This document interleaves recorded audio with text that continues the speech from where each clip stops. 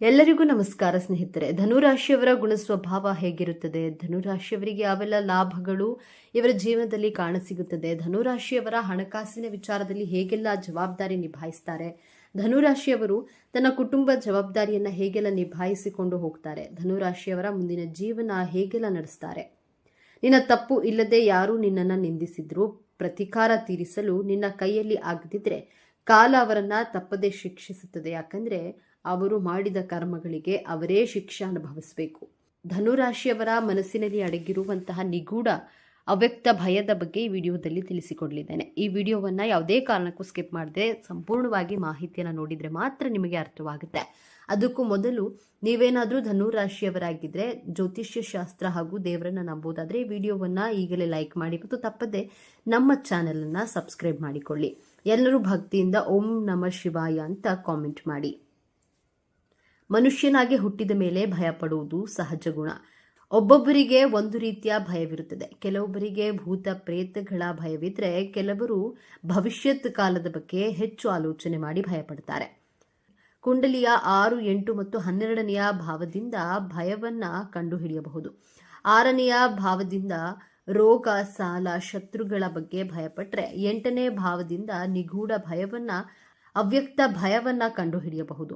12ನೇ ಭಾವದಿಂದ ಕಳೆದುಕೊಳ್ಳುವಂತಹ ಭಯವಿರುತ್ತದೆ. ಕಾಲಪುರುಷನ ಕುಂಡಲಿಯಲ್ಲಿ ಧನುರಾಶಿ 9ನೇ ಭಾವವಾಗಿದೆ. ಧನುರಾಶಿ ಅಗ್ನಿತತ್ವ ರಾಶಿಯಾಗಿದೆ. ಈ ರಾಶಿಯ ಅಧಿಪತಿ ಗುರುಗ್ರಹ, ಪಂಚಮಾಧಿಪತಿ ಮಂಗಳ ಗ್ರಹ, ನವಮಾಧಿಪತಿ ಸೂರ್ಯಗ್ರಹ. ಗುರುಗ್ರಹ ಜ್ಞಾನವನ್ನ, ಜವಾಬ್ದಾರಿಯನ್ನ, ಸಂಸ್ಕಾರವನ್ನ, ಆತ್ಮ ವಿಶ್ಲೇಷಣೆಯನ್ನ ಗೌರವಿಸುವಂತಹ ಪ್ರತಿನಿಧಿಸುತ್ತದೆ. ಮಂಗಳ ಗ್ರಹ ಶಕ್ತಿ, ನೇತೃತ್ವ, ಕ್ಷಮತೆ, ಕ್ರೋಧ, ನಿಷ್ಠೆ, ನಾಯಕತ್ವದ ಗುಣ, ಭಾವುಕತೆ, ಧೈರ್ಯದ ಪ್ರತೀಕ. ಸೂರ್ಯಗ್ರಹ ಧೈರ್ಯ, ಆತ್ಮವಿಶ್ವಾಸ, ತೇಜಸ್ಸು, ಹುಮ್ಮಸ್ಸು, ಆತ್ಮಸ್ಥೈರ್ಯ, ಸಫಲತೆಯ ಪ್ರತೀಕ. ಕುಂಡಲಿಯಲ್ಲಿ ಈ 3 ಗ್ರಹಗಳ ಸ್ಥಿತಿ ಚೆನ್ನಾಗಿದ್ರೆ ಜಾತಕರು ಪರಾಕ್ರಮ, ಧೈರ್ಯಶಾಲಿಯಾಗಿದ್ದು ಉತ್ತಮ ಹೆಸರು, ಕೀರ್ತಿಯನ್ನ ಪಡೆದು ದೇಶ ವಿದೇಶಗಳಲ್ಲಿ ಖ್ಯಾತಿಯನ್ನ ಪಡೆಯುತ್ತಾರೆ. ಸಂತೋಷಕರವಾದ, ತೃಪ್ತಿಕರವಾದ ಜೀವನವನ್ನ ನಡೆಸ್ತಾರೆ. ಈ 3 ಗ್ರಹಗಳು ಶತ್ರು ರಾಶಿ, ನೀಚ ರಾಶಿಯಲ್ಲಿ ಸ್ಥಿತವಾಗಿದ್ರೆ ಜಾತಕರು ಎಲ್ಲಾ ಕ್ಷೇತ್ರಗಳಲ್ಲಿಯೂ ನಿರಾಶೆ, ಶತ್ರುಗಳ ಕಾಟ, ಅಸಫಲತೆಯನ್ನ ಅನುಭವಿಸುತ್ತಾರೆ. ಧನುರಾಶಿಯ ಅಧಿಪತಿ ಗುರುಗ್ರಹ ಆಗಿರೋದ್ರಿಂದ ಜಾತಕರಿಗೆ ಎಲ್ಲಾ ಶುಭ ಗುಣಗಳು, ಒಳ್ಳೆಯ ಸಂಸ್ಕಾರವನ್ನ ಪಡೆದುಕೊಂಡು ಜನಿಸಿರ್ತಾರೆ. ವೇದಗಳ ಪ್ರಕಾರ ಗುರುಗ್ರಹ ಜೀವಕಾರಕ ಗ್ರಹ, ಜೀವನವನ್ನ ಕೊಡುವಂತಹ ಗ್ರಹ. ಗುರು ಎಂದ್ರೆ ಆಕಾಶ ತತ್ವ, ಗುರು ಎಂದ್ರೆ ಈ ಭೂಮಿಯ ಮೇಲ್ಚಾವಣಿಯಾಗಿದೆ. ಇಡೀ ಸೃಷ್ಟಿಗೆ ಕಾರಕ ಗುರು. ಶಾಸ್ತ್ರದಲ್ಲಿ ಗುರುಗ್ರಹವಿಲ್ಲದೆ ಜೀವನದ ಕಲ್ಪನೆಯೂ ಮಾಡಿಕೊಳ್ಳಲು ಅಸಂಭವವಾಗಿದೆ. ಗುರುಗ್ರಹವನ್ನ ಅರಳಿ ವೃಕ್ಷಕ್ಕೆ ಹೋಲಿಸಲಾಗಿದೆ. ಅರಳಿ ವೃಕ್ಷ ಎಲ್ಲಾ ಪ್ರಾಣಿ, ಪಕ್ಷಿ, ಜೀವ ಸಂಕುಲಗಳಿಗೆ, ಮಾನವ ಸಂಕುಲಕ್ಕೆ ನಿಸ್ವಾರ್ಥ ಭಾವನೆಯಿಂದ ಪ್ರಾಣವಾಯುವಾದ ಆಕ್ಸಿಜನ್ ಅನ್ನ ಕೊಡುತ್ತದೆ. ಇದೇ ರೀತಿ ಧನುರಾಶಿಯವರು ತನ್ನ ಸ್ನೇಹಿತರಿಗೆ, ಕುಟುಂಬದವರಿಗೆ ನಿಸ್ವಾರ್ಥ ಪ್ರೀತಿ ಆಕ್ಸಿಜನ್ ರೀತಿ ಕೊಡ್ತಾರೆ. ಚಿಕ್ಕ ವಯಸ್ಸಿನಿಂದಲೇ ತನ್ನ ಕುಟುಂಬದವರ ಕಾಳಜಿ ಮಾಡ್ತಾರೆ. ಯಾವುದೇ ಭೇದ ಭಾವ ಮಾಡದೆ ಶ್ರದ್ಧೆಯಿಂದ ಕುಟುಂಬದವರಿಗೋಸ್ಕರ ಬದುಕ್ತಾರೆ. ಧನುರಾಶಿಯವರು ಶುದ್ಧ ಜ್ಞಾನ ಸಂಪಾದನೆಗೋಸ್ಕರ ಸದಾ ಪ್ರಯತ್ನಿಸ್ತಾರೆ. ತನ್ನ ಕುಟುಂಬ, ಸಮಾಜದ ಸೇವೆಗೆ ತನ್ನನ್ನ ಮುಡುಪಾಗಿಟ್ಕೊಂಡಿರ್ತಾರೆ. ಸತ್ಯಕ್ಕಾಗಿ ಹೋರಾಟ ಮಾಡ್ತಾರೆ. ಧನುರಾಶಿಯವರ ಪಂಚಮಾಧಿಪತಿ ಮಂಗಳ ಗ್ರಹವಾಗಿರೋದ್ರಿಂದ ನೀವು ಧೈರ್ಯವಂತರಾಗಿದ್ದು ನಿಷ್ಠಾವಂತರು, ಸಾಹಸಿಗಳಾಗಿರ್ತೀರ. ಮಂಗಳ ಗ್ರಹ ಕ್ರೋಧಕ್ಕೆ ಕಾರಕವಾಗಿರುವಂತಹ ಗ್ರಹವಾಗಿರೋದ್ರಿಂದ ಧನುರಾಶಿಯವರ ಸೂಕ್ತ ಮನಸ್ಸಿನಲ್ಲಿ ಕ್ರೋಧವಿರುತ್ತದೆ. ಯಾವಾಗ ಈ ಕ್ರೋಧ ಜಾಗೃತವಾದರೆ ಪರಿಣಾಮ ಬಹಳ ಕೆಟ್ಟದಾಗಿರುತ್ತದೆ. ನಿಮ್ಮ ನವಮಾಧಿಪತಿ ಸೂರ್ಯ ಗ್ರಹವಾಗಿರೋದ್ರಿಂದ ತುಂಬಾ ಧೈರ್ಯಶಾಲಿಗಳಾಗಿರ್ತೀರಾ. ಈ ಭೂಮಿಯ ಮೇಲೆ ನಾವು ಜನಿಸಿರುವ ಕಾರಣವೇನು ಎಂಬಂತಹ ಪ್ರಶ್ನೆಗೆ ನಿರಂತರವಾಗಿ ಉತ್ತರವನ್ನ ಹುಡುಕುವಂತಹ ಪ್ರಯತ್ನವನ್ನ ಮುಳುಗಿರ್ತೀರಾ. ಧನುರಾಶಿಯ ಚಿಹ್ನೆ ಅರ್ಧ ಭಾಗ ಅಶ್ವದ ಶರೀರ, ಅರ್ಧ ಭಾಗ ಮನುಷ್ಯನ ಶರೀರ. ಆ ಮನುಷ್ಯ ಧನಸ್ಸನ್ನ ಹಿಡಿದು ನಿಂತಿರುವಂತಹ ಚಿಹ್ನೆ, ಈ ಚಿಹ್ನೆಯ ಸಂಕೇತ ತನ್ನ ಗುರಿ ಹಾಗೂ ಉದ್ದೇಶದ ಕಡೆ ತುಂಬಾ ಏಕಾಗ್ರತೆಯನ್ನ ಇಟ್ಟುಕೊಂಡಿರ್ತೀರಾ. ಯಾವುದೇ ಕೆಲಸವನ್ನಾದರೂ ಏಕಾಗ್ರತೆಯಿಂದ ಹಠ ಹಿಡಿದು ಛಲದಿಂದ ಮಾಡುವ ಕಾರಣದಿಂದ ಎಲ್ಲರ ಹೊಗಳಿಕೆಗೆ ಪಾತ್ರರಾಗ್ತೀರಾ. ಧನುರಾಶಿಯವರು ಸರ್ವಗುಣ ಸಂಪನ್ನರು. ತನ್ನ ಜೀವನದಲ್ಲಿ 1000 ಕಷ್ಟಗಳು ಎದುರಾದರೂ ಆ ಕಷ್ಟಗಳಿಗೆ ಹೆದರದೆ ಮುನ್ನುಗ್ಗಿ ಯಶಸ್ಸನ್ನು ಪಡೆಯುತ್ತಾರೆ. ತನ್ನ ಜೀವನದಲ್ಲಿ ಎಷ್ಟೇ ಕಷ್ಟಗಳು ಬಂದರೂ ಅದನ್ನೆಲ್ಲ ಸಹಿಸಿಕೊಳ್ತಾರೆ. ನಿಮ್ಮ ನೋವು ಕಷ್ಟಗಳಿಗೆ ನಿಮ್ಮ ಕುಟುಂಬದವರು ಆಪ್ತರೇ ಕಾರಣರಾಗಿರ್ತಾರೆ. ನಿಮ್ಮ ಕುಟುಂಬದವರು ಸ್ನೇಹಿತರೇ ನಿಮ್ಮನ್ನ ಶೋಷಣೆ ಮಾಡ್ತಾರೆ. ನಿಮ್ಮ ಬುದ್ಧಿವಂತಿಕೆ ನಿಮ್ಮ ಜ್ಞಾನವೇ ನಿಮ್ಮ ವೈರಿಯಾಗಿರುತ್ತದೆ. ನಿಮ್ಮ ಮನಸ್ಸು ಮಗುವಿನ ರೀತಿ ನೆಗೆಟಿವ್ ಆಲೋಚನೆಗಳಿಗೆ ಬೇಗ ಹತ್ತಿರವಾಗುತ್ತದೆ. ಎಲ್ಲರ ಬಗ್ಗೆಯೂ ಸಕಾರಾತ್ಮಕವಾಗಿ ಯೋಚಿಸ್ತೀರಾ. ಆದರೂ ಯಾರೂ ನಿಮ್ಮ ಬಗ್ಗೆ ದಯೆ ಕಾಳಜಿ ಕರುಣೆ ತೋರಿಸದೆ ದ್ರೋಹ ಮೋಸ ಅವಮಾನವನ್ನ ಮಾಡ್ತಾರೆ. ಧನುರಾಶಿಯವರು ಯಾವುದೇ ನಿರೀಕ್ಷೆಯನ್ನ ಇಟ್ಟುಕೊಳ್ಳದೆ ಅವಶ್ಯಕತೆ ಇದ್ದವರಿಗೆ ಸಹಾಯ ಮಾಡ್ತಾರೆ. ನೀವು ಬಯಸುವುದು ಕೇವಲ ಗೌರವ ಆತ್ಮಗೌರವವನ್ನ ಮಾತ್ರ.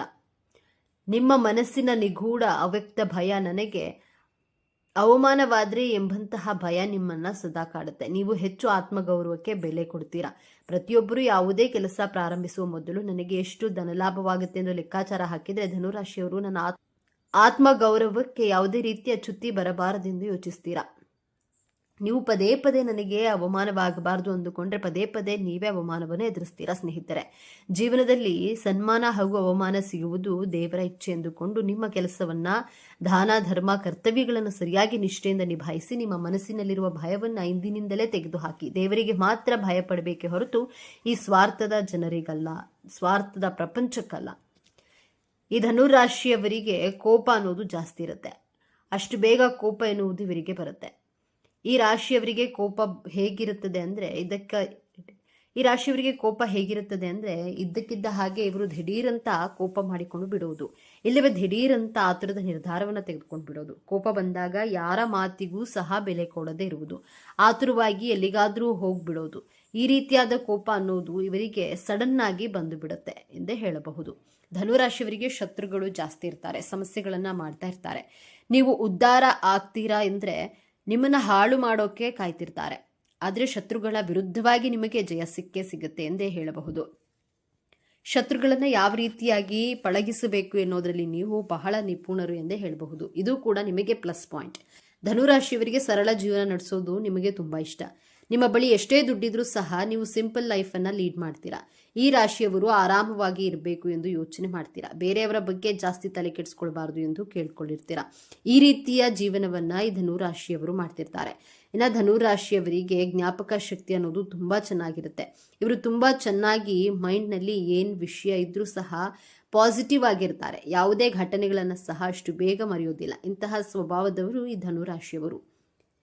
ಇವೆಲ್ಲವೂ ಸಹ ದೇವರು ಕೊಟ್ಟಂತಹ ವರಗಳ ಬಗ್ಗೆ ಮಾತನಾಡೋದಾದ್ರೆ ಇವರಿಗೆ ಧಾರ್ಮಿಕ ಪ್ರಜ್ಞೆ ಜಾಸ್ತಿ ಇರ್ತದೆ. ಹಾಗೆಯೇ ತುಂಬಾ ಕಷ್ಟಪಡ್ತಾರೆ. ಶಾರ್ಟ್ಕಟ್ನಲ್ಲಿ ಕೆಲಸ ಮಾಡಿಕೊಂಡು ಹಣ ಸಂಪಾದನೆ ಎಂದಿಗೂ ಮಾಡುವುದಿಲ್ಲ. ಜೊತೆಗೆ ಇವರು ಸಾಹಸಿಗಳು ಮತ್ತು ಧೈರ್ಯಶಾಲಿಗಳಾಗಿರ್ತಾರೆ. ವಿನಯ ಎನ್ನುವುದು ಜಾಸ್ತಿ ಇರುತ್ತೆ. ಹಾಗೆಯೇ ಬೇರೆಯವರನ್ನ ಬೇಗ ನಂಬಿಬಿಡ್ತಾರೆ. ಇವರ ಬುದ್ಧಿಯಲ್ಲಿ ಚುರುಕು ಸ್ವಭಾವ ಅನ್ನೋದು ಈ ರಾಶಿಯವರಿಗೆ ಜಾಸ್ತಿ ಇರುತ್ತೆ. ಹಾಗಾಗಿ ಇವರ ಜೀವನದಲ್ಲಿ ಬೇಗ ಸಕ್ಸಸ್ ಅನ್ನೋದನ್ನ ಕಾಣ್ತಾರೆ. ಸದಾ ಸ್ವಾತಂತ್ರ್ಯವನ್ನ ಪ್ರೀತಿಸುವ ಜ್ಞಾನದ ದಾಹವನ್ನ ಹೊಂದಿರುವ ಸತ್ಯದ ಹಾದಿಯಲ್ಲಿ ಸಾಗಲು ಯಾವುದಕ್ಕೂ ಅಂಜದ ಮುಖದ ಮೇಲೆ ಸದಾ ನಗುವನ್ನ ಹೊತ್ತುಕೊಂಡು ಎಲ್ಲರನ್ನ ನಗಿಸುವ, ಆದರೆ ಆ ನಗುವಿನ ಹಿಂದೆ ಜಗತ್ತಿನ ಜ್ಞಾನವನ್ನೇ ಅಡಗಿಸಿಕೊಂಡಿರುವಂತಹ ವ್ಯಕ್ತಿಗಳೇ ಧನುರಾಶಿಯವರು. ಧನುರಾಶಿಯ ಬಂಧುಗಳೇ, ನೀವು ಈಗ ನೋಡುತ್ತಿರುವ ಈ ವಿಡಿಯೋ ಆಕಸ್ಮಿಕವಾಗಿ ನಿಮ್ಮ ಮುಂದೆ ಬಂದಿಲ್ಲ. ನಿಮ್ಮ ಜೀವನದ ಅತ್ಯಂತ ನಿರ್ಣಾಯಕ ಘಟ್ಟದಲ್ಲಿ ನಿಂತಿರುವ ನಿಮಗೆ ನಿಮ್ಮ ಇಷ್ಟ ದೇವರು ಅಥವಾ ನಿಮ್ಮ ಗುರುದೇವರು ಒಂದು ಪ್ರಮುಖ ಸಂದೇಶವನ್ನ ನೀಡಲು ಬಯಸುತ್ತಿದ್ದಾರೆ. ಇಷ್ಟು ದಿನ ನೀವು ಅನುಭವಿಸಿದ ನೋವು, ಅವಮಾನ, ಕಷ್ಟಗಳಿಗೆ ಪ್ರತಿಫಲ ಸಿಗುವ ಸಮಯ ಬಂದಿದೆ. ನಿಮ್ಮ ಜೀವನದ ದಿಕ್ಕು ಯಶಸ್ಸಿನ ಉತ್ತುಂಗಕ್ಕೆ ಏರುತ್ತದೆ ಅಥವಾ ಮತ್ತೆ ಪಾತಾಳಕ್ಕೆ ಕುಸಿಯುತ್ತದೆಯೇ? ಈಗ ನಿಮ್ಮ ಭವಿಷ್ಯವನ್ನ ನಿರ್ಧರಿಸಲಿವೆ. ಈ ಸಮಯದಲ್ಲಿ ನಿಮಗೆ ಎದುರಾಗಲಿರುವಂತಹ ದೊಡ್ಡ ಕಠಿಣ ಸವಾಲು ಯಾವುದು, ಅದರಿಂದ ನೀವು ಪಾರಾಗೋದು ಹೇಗೆ ತಿಳಿಯಲು ಈ ವಿಡಿಯೋವನ್ನ ಸಂಪೂರ್ಣವಾಗಿ ನೋಡಿ. ಯಾಕಂದ್ರೆ ಇದು ನಿಮಗಾಗಿ ಬಂದಿರುವ ದೈವಿಕ ಸಂದೇಶ. ಹಾಗೆ ಜೈ ಗುರು ರಾಘವೇಂದ್ರ ಅಂತ ಕಾಮೆಂಟ್ ಮಾಡಿ, ಹಾಗೆ ವಿಡಿಯೋನ ಲೈಕ್ ಮಾಡಿ. ಮೊದಲಿಗೆ ಇಷ್ಟು ದಿನ ನೀವು ಕಷ್ಟಪಟ್ಟಿದ್ದು ಯಾಕೆ ಎಂದು ತಿಳಿಯೋಣ. ಕಳೆದ ಕೆಲವು ವರ್ಷಗಳಿಂದ, ವಿಶೇಷವಾಗಿ ಈ ವರ್ಷದ ಆರಂಭದಿಂದ ನೀವು ಅನುಭವಿಸಿದ ಯಾತನೆ ಅಷ್ಟಿಷ್ಟಲ್ಲ. ಶನಿ ಮಹಾತ್ಮನ ಪ್ರಭಾವದಿಂದ ನೀವು ಅನುಭವಿಸಿದ ಕಷ್ಟಗಳು ಒಂದೆರಡಲ್ಲ. ಹೇಳಿಕೊಳ್ಳಲಾಗದ ನೋವು, ಕಾರಣವೇ ಇಲ್ಲದ ಅಪವಾದಗಳು, ಕೈಗೆ ಬಂದ ತುತ್ತು ಬಾಯಿಗೆ ಬಾರದ ಸ್ಥಿತಿ, ಆರ್ಥಿಕವಾಗಿ ಎಷ್ಟೊಂದು ಮುಗ್ಗಟ್ಟು ಎದುರಿಸಿದ್ದೀರಿ. ಎಂದರೆ ನಾಳೆ ಎನ್ನುವ ಚಿಂತೆ ನಿಮ್ಮನ್ನ ರಾತ್ರಿ ನಿದ್ದೆ ಮಾಡಲು ಬಿಡಲಿಲ್ಲ. ನಿಮ್ಮದಲ್ಲದ ತಪ್ಪಿಗೆ ನೀವು ಅವಮಾನ ಎದುರಿಸಬೇಕಾಯ್ತು. ನೀವು ಎಲ್ಲರಿಗೂ ಒಳ್ಳೆಯದನ್ನೇ ಬಯಸಿದ್ರು ಜನ ನಿಮ್ಮನ್ನ ತಪ್ಪು ತಿಳಿದುಕೊಂಡ್ರು. ನೀವು ಪ್ರಾಣಕ್ಕಿಂತ ಹೆಚ್ಚಾಗಿ ನಂಬಿದವರೇ ನಿಮಗೆ ಬೆನ್ನಿಗೆ ಚೂರಿ ಹಾಕಿದ್ರು. ಇದಕ್ಕೆಲ್ಲ ಕಾರಣ ಏನು? ನಿಮ್ಮ ಪ್ರಯತ್ನದಲ್ಲಿ ಯಾವುದೇ ದೋಷವಿರಲಿಲ್ಲ. ಆದ್ರೆ ನಿಮ್ಮ ರಾಶಿಯ ಮೇಲೆ ಶನಿ ಮಹಾತ್ಮನ ಹಿಡಿತ ನಿಮ್ಮನ್ನ ಅಕ್ಷರಶಃ ಹಿಂಡಿ ಹಿಪ್ಪೆ ಮಾಡಿತ್ತು. ಇದು ನಿಮ್ಮ ಜೀವನದ ಒಂದು ಅಗ್ನಿ ಪರೀಕ್ಷೆ ಆಗಿತ್ತು. ದೇವರು ನಿಮ್ಮನ್ನ ಶುದ್ಧ ಚಿನ್ನವನ್ನಾಗಿ ಮಾಡಲು ಇಷ್ಟೆಲ್ಲ ಪರೀಕ್ಷೆಗಳನ್ನ ಕೊಟ್ಟನು. ಆದ್ರೆ ಆ ಕಷ್ಟದ ದಿನಗಳು, ಆ ಕರಾಳ ಅಧ್ಯಾಯ ಈಗ ಮುಗಿಯುವ ಹಂತಕ್ಕೆ ಬಂದಿದೆ. ಹೌದು, ಈ ಸಮಯವನ್ನ ನಿಮ್ಮ ಜೀವನದ ಸುವರ್ಣ ಯುಗ ಎಂದು ಬರೆದಿಟ್ಕೊಳ್ಳಿ. ನಿಮ್ಮ ರಾಶ್ಯಾಧಿಪತಿಯಾದ ಗುರುಬಲದ ಸಂಪೂರ್ಣ ಕೃಪೆ ಮತ್ತು ನೀವು ಪಟ್ಟ ಶ್ರಮಕ್ಕೆ ಶನಿದೇವನು ಈಗ ಪ್ರತಿಫಲವನ್ನ ನೀಡಲು ಸಿದ್ಧನಾಗಿದ್ದಾನೆ. ನಿಮ್ಮ ಜೀವನದ ಪ್ರತಿಯೊಂದು ಕ್ಷೇತ್ರವು ಹೇಗೆ ಅದ್ಭುತವಾಗಿ ಬದಲಾಗುತ್ತೆ ಎಂದು ಈಗ ಒಂದೊಂದಾಗಿ ನೋಡೋಣ. ಮೊದಲನೇದಾಗಿ ನಿಮ್ಮ ವೃತ್ತಿ ಜೀವನ.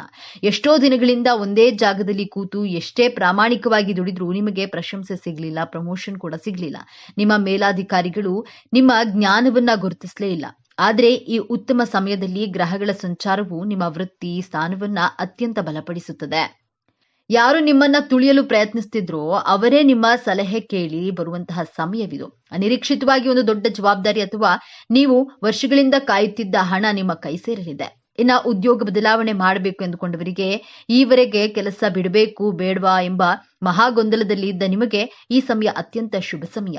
ನಿಮಗೆ ಬರುವ ಹೊಸ ಉದ್ಯೋಗದ ಅವಕಾಶ ನೀವು ಕನಸಿನಲ್ಲೂ ನಿರೀಕ್ಷೆ ಮಾಡೋದಕ್ಕಿಂತ ದೊಡ್ಡ ಮಟ್ಟದಲ್ಲಿರುತ್ತೆ. ಸಂಬಳ, ಹುದ್ದೆ ಎರಡರಲ್ಲಿಯೂ ದೊಡ್ಡ ಏರಿಕೆಯನ್ನ ಕಾಣ್ತೀರಿ. ವಿದೇಶಕ್ಕೆ ಹೋಗುವ ಪ್ರಯತ್ನದಲ್ಲಿದ್ರೆ, ವೀಸಾ ನಿರೀಕ್ಷೆಯಲ್ಲಿದ್ರೆ ಶುಭ ಸುದ್ದಿ ಸಿಗಲಿದೆ, ನಿಮ್ಮ ಕಿವಿಗೆ ಬೀಳಲಿದೆ. ಸರ್ಕಾರಿ ಉದ್ಯೋಗಕ್ಕಾಗಿ ಪರೀಕ್ಷೆ ಬರೆದು ಕಾಯುತ್ತಿರುವವರಿಗೆ ನಿಮ್ಮ ಹೆಸರು ಪಟ್ಟಿಯಲ್ಲಿ ಬರುವ ಸಾಧ್ಯತೆ ಸ್ಪಷ್ಟವಾಗಿ ಕಾಣ್ತಿದೆ. ಧೈರ್ಯವಾಗಿ ಮುನ್ನುಗ್ಗಿ ಯಶಸ್ಸು ನಿಮ್ಮದೇ.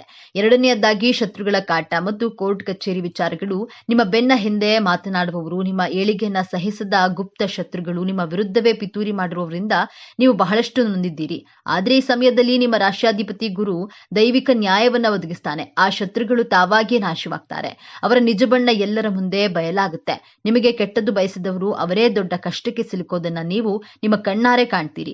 ನಿಮ್ಮ ಮೇಲಿದ್ದ ದೃಷ್ಟಿದೋಷ, ನಕಾರಾತ್ಮಕ ಶಕ್ತಿಗಳು ಸಂಪೂರ್ಣವಾಗಿ ದೂರವಾಗಲಿವೆ.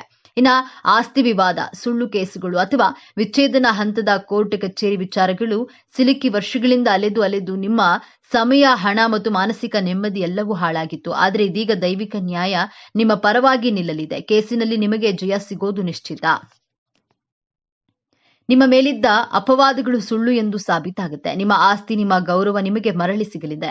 ಮೂರನೆಯದಾಗಿ ಗಂಡ ಹೆಂಡತಿ ಸಂಬಂಧ. ಸಣ್ಣ ಸಣ್ಣ ವಿಷಯಕ್ಕೂ ಜಗಳ, ಅನಗತ್ಯ ಮನಸ್ತಾಪ, ಇಬ್ಬರ ನಡುವೆ ಮೂರನೇ ವ್ಯಕ್ತಿಯ ಪ್ರವೇಶದಿಂದ ಸಂಬಂಧವು ಹಳಸಿ ಹೋಗಿತ್ತು.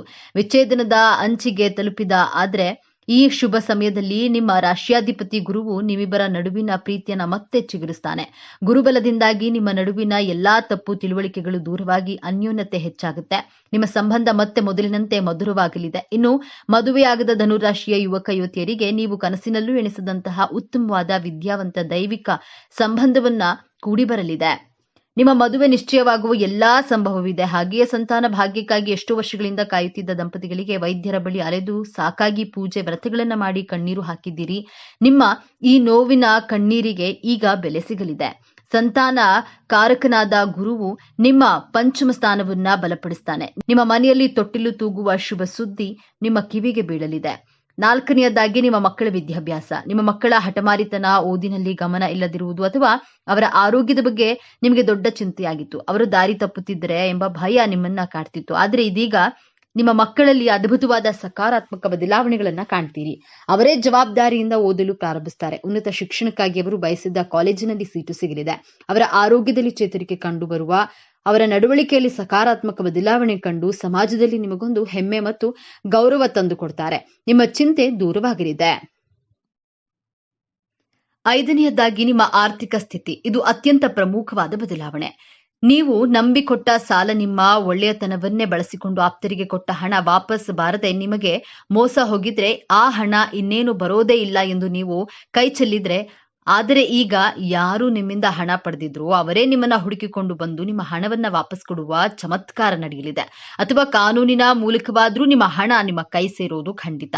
ಇಷ್ಟೇ ಅಲ್ಲ, ಅನಿರೀಕ್ಷಿತ ಧನಾಗಮನ. ಆರ್ಥಿಕ ಸಂಕಷ್ಟದಿಂದ ತತ್ತರಿಸಿ ಹೋಗಿದ್ದ ನಿಮಗೆ ಈಗ ನೀವು ನಿರೀಕ್ಷೆ ಮಾಡದ ಮೂಲಗಳಿಂದ, ಬಹುಶಃ ಹಳೆಯ ಹೂಡಿಕೆಯ ಮೂಲಕ ಅಥವಾ ಪಿತ್ರಾರ್ಜಿತ ಆಸ್ತಿಯ ಪಾಲು ದೊರೆಯುವ ಮೂಲಕ ದೊಡ್ಡ ಮೊತ್ತದ ಹಣದ ಹರಿವು ಬರಲಿದೆ. ನಿಮ್ಮ ಎಲ್ಲಾ ಸಾಲಗಳು ತೀರಿ ನೀವು ಸಾಲ ಮುಕ್ತರಾಗುವ ಸಮಯವಿದು. ಲಕ್ಷ್ಮೀ ದೇವಿಯು ನಿಮ್ಮ ಮನೆಯಲ್ಲಿ ಸ್ಥಿರವಾಗಿ ನೆಲೆಸ್ತಾಳೆ. ವ್ಯಾಪಾರ ವ್ಯವಹಾರದಲ್ಲಿ ಸತತ ನಷ್ಟ ಅನುಭವಿಸಿ ಇನ್ನೇನು ಮುಚ್ಚಿಬಿಡಬೇಕು ಎನ್ನುವ ಸ್ಥಿತಿಯಲ್ಲಿದ್ದ ನಿಮಗೆ ಈಗ ಪೂರ್ವಜನ್ಮ ನೀಡಲಿವೆ. ನಿಮ್ಮ ವ್ಯಾಪಾರಕ್ಕೆ ಹೊಸ ಪಾಲುದಾರರು ಸಿಗಬಹುದು ಅಥವಾ ನಿಮ್ಮ ಹೊಸ ಆಲೋಚನೆಯೊಂದು ದೊಡ್ಡ ಮಟ್ಟದಲ್ಲಿ ಯಶಸ್ಸು ಕಾಣಬಹುದು. ಗ್ರಾಹಕರ ಸಂಖ್ಯೆ ಹೆಚ್ಚಾಗಿ ನಿಮ್ಮ ಲಾಭವು 10 ಪಟ್ಟು ಹೆಚ್ಚಾಗಲಿದೆ. ಇಷ್ಟೆಲ್ಲ ಅದ್ಭುತ ಯಶಸ್ಸು, ಹಣ, ಗೌರವ, ಸಂಬಂಧಗಳು ಎಲ್ಲವೂ ನಿಮ್ಮದಾಗಲಿದೆ. ಆದ್ರೆ ನಿಮ್ಮ ಮುಂದೆ ಒಂದು ಅತ್ಯಂತ ಕಷ್ಟಕರವಾದ ಸವಾಲು ಕೂಡ ಎದುರಾಗುತ್ತದೆ. ಈ ಸವಾಲನ್ನ ನೀವು ಗೆಲ್ಲಲೇಬೇಕು. ಆ ಸವಾಲು ಹೊರಗಿನಿಂದ ಬರುವುದಿಲ್ಲ, ಅದು ನಿಮ್ಮ ಶತ್ರುಗಳಿಂದ ಬರೋದಿಲ್ಲ, ಅದು ನಿಮ್ಮ ಒಳಗಿನಿಂದಲೇ ಬರುತ್ತೆ.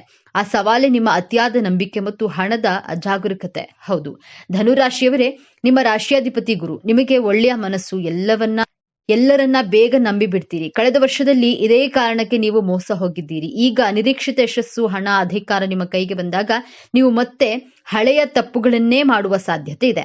ಯಾರ್ಯಾರು ನಿಮಗೆ ಮೋಸ ಮಾಡಿದ್ದರೋ ಅವರೇ ಬಂದು ಮತ್ತೆ ಒಳ್ಳೆಯ ಮಾತನಾಡಿದರೆ ನೀವು ಮತ್ತೆ ಅವರನ್ನ ನಂಬಿ ಬಿಡಬಹುದು.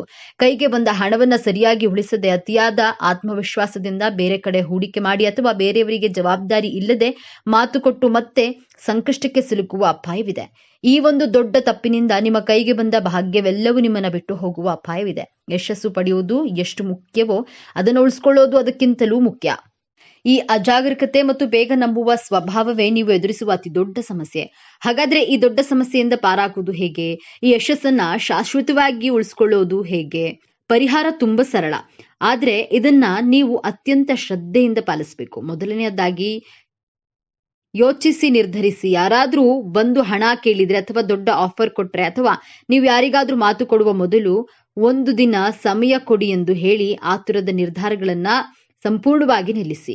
ಎರಡನೆಯದಾಗಿ ನಿಮ್ಮ ರಾಶಿಯಾಧಿಪತಿಯಾದ ಗುರುವಿನ ಕೃಪೆಗಾಗಿ ಪ್ರತಿ ಗುರುವಾರ ಹತ್ತಿರದ ದೇವಸ್ಥಾನಕ್ಕೆ, ವಿಶೇಷವಾಗಿ ದತ್ತಾತ್ರೇಯ, ಸಾಯಿಬಾಬಾ ಅಥವಾ ರಾಘವೇಂದ್ರ ಸ್ವಾಮಿಗಳ ದೇವಸ್ಥಾನಕ್ಕೆ ಹೋಗಿ ಅಥವಾ ಹಸಿದವರಿಗೆ ಕಡಲೆಬೇಳೆ ಅಥವಾ ಬಾಳೆಹಣ್ಣನ್ನ ದಾನ ಮಾಡಿ. ಇದು ನಿಮ್ಮ ಬುದ್ಧಿಯನ್ನ ಚುರುಕಾಗಿಸಿ ಸರಿಯಾಗಿ ನಿರ್ಧಾರವನ್ನ ತೆಗೆದುಕೊಳ್ಳುವ ಶಕ್ತಿ ನೀಡುತ್ತೆ.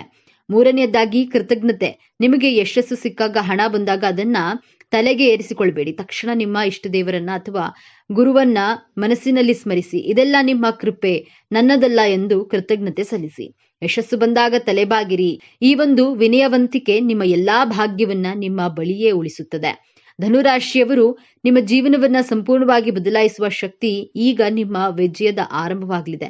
ನೀವು ಅನುಭವಿಸಿದ ಪ್ರತಿಯೊಂದು ನೋವಿಗೂ ಈಗ ಪ್ರತಿಫಲ ಸಿಗಲಿದೆ. ನಿಮ್ಮ ಕಣ್ಣೀರು ಈಗ ಆನಂದ ಭಾಷ್ಪವಾಗಿ ಬದಲಾಗುವ ಸಮಯ ಬಂದಿದೆ. ನೆನಪಿಡಿ, ಈ ವಿಡಿಯೋ ನಿಮಗೆ ತಲುಪಿದ್ದು ಆಕಸ್ಮಿಕವಲ್ಲ. ಇದು ನಿಮ್ಮ ಇಷ್ಟ ದೇವರು ನಿಮಗೆ ನೀಡುತ್ತಿರುವ ಸ್ಪಷ್ಟ ಸಂದೇಶ. ಈ ಅದ್ಭುತ ಸಮಯವನ್ನ ಸದುಪಯೋಗಪಡಿಸಿಕೊಳ್ಳಿ.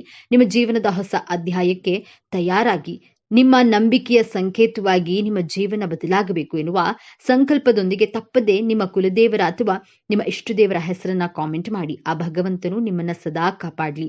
ಸರ್ವೇ ಜನ ಸುಖಿನೋ ಭವತು. ಇದೇ ತರಹದ ಜ್ಯೋತಿಷ್ಯಕ್ಕೆ ಸಂಬಂಧಪಟ್ಟಂತಹ ವಿಡಿಯೋ ನೋಡಲು ನಮ್ಮ ಚಾನೆಲ್ಗೆ ಸಬ್ಸ್ಕ್ರೈಬ್ ಆಗಿ, ವಿಡಿಯೋ ಲೈಕ್ ಮಾಡಿ, ಶೇರ್ ಮಾಡಿ.